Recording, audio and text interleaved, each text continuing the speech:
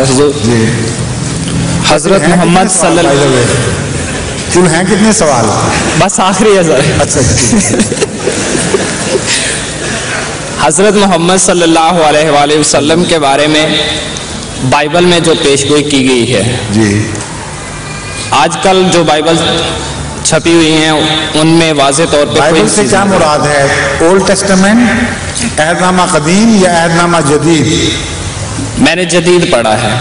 جدید تو پھر یوں کہیں نا انجیل میں. جی جی انجیل میں. ہاں ہاں ٹھیک ہے. تو یہ کتاب کے کس حصے میں موجود ہے اور آیتیں کون کون سی ہیں؟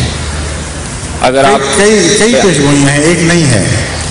جی ایک تو لفظ فارقلیت کا اصل ترجمہ ہے احمد، اور بعض جگہ پرانے نسخوں میں یہی ترجمہ ملتا تھا. بہت تعریف کیا گیا یا پارسا مرض صادق کئی قسم کے ترجمے ملتے تھے.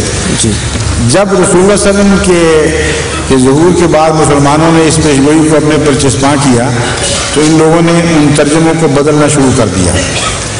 لیکن اب جو نسخہ برآمد ہوا ہے سیریا سے وہ قدیم ترین نسخوں میں نسخہ شمار ہوتا ہے.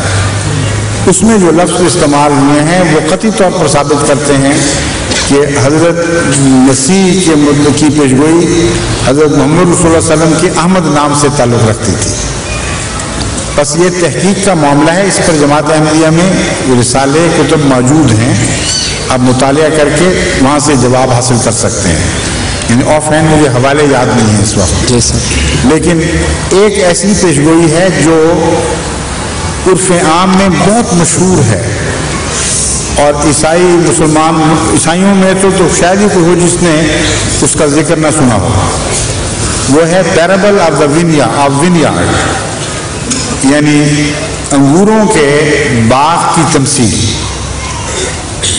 وہ تمثیل اتنی واضح طور پر حضرت محمد رسول اللہ علیہ وسلم کے اوپر چسپاں ہوتی ہے، اس کا آخری حصہ، کہ اس کو کوئی معقول انسان مسیح پر چسپاں کر ہی نہیں سکتا. تمثیل یہ ہے کہ جو انجیل میں ہے حضرت عیسیٰ علیہ السلام نے بیان فرمائی کہ ایک شخص نے انگور کا باغ لگایا اور ملازم رکھے کہ اس کی حفاظت کریں، لیکن چور اچک کے اس باغ کو اجاڑ دیتے تھے اور ملازموں کو قتل کر دیتے تھے، اور وہ باغ کامیاب نہیں ہو سکا. پھر مالک نے اپنے بیٹے کو بھیجا تاکہ بیٹے کی وہ اس کی شوکت کی وجہ سے وہ باغ بچ سکے.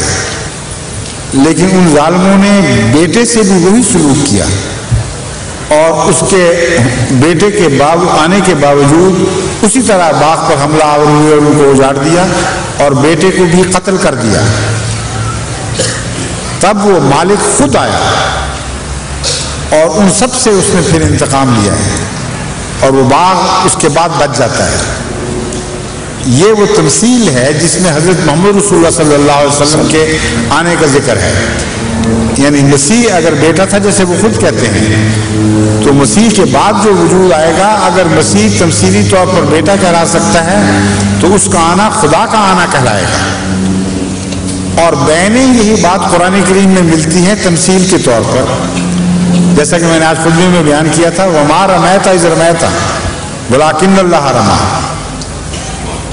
گویا خدا خود اتر آیا اور خدا نے کمان اپنے ہاتھ میں لے لی. یہ شرک کی تعلیم نہیں ہے، یہ ظاہر کرتی ہے کہ بعض وجود کامل طور پر خدا میں جو کھوئے جاتے ہیں وہ تمثیلی طور پر خدا کا نام پاتے ہیں، گویا کہ اپنا وجود نہیں رہنے دیتے، سب کچھ خدا کا ہو جاتا ہے.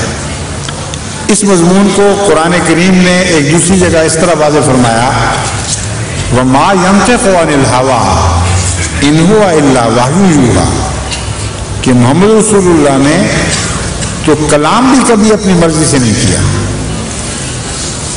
100% وہی کلام کرتا ہے جس کی خدا اس پہ وہی کرتا ہے.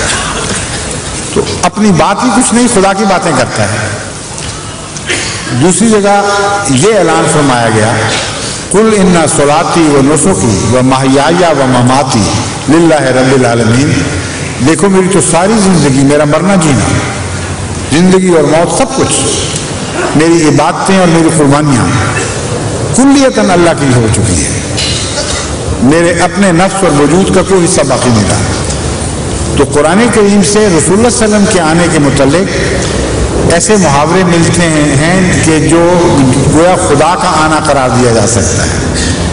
انجیل میں مسلسل وہ محاورے ملتے ہیں جو خدا کے بیٹے کے آنے کے محاورے ہیں۔ تو وہ انگوروں والی تمثیل دیکھیں کس شان سے رسول اللہ صلی اللہ علیہ وسلم کے اوپر صادق آتی ہے۔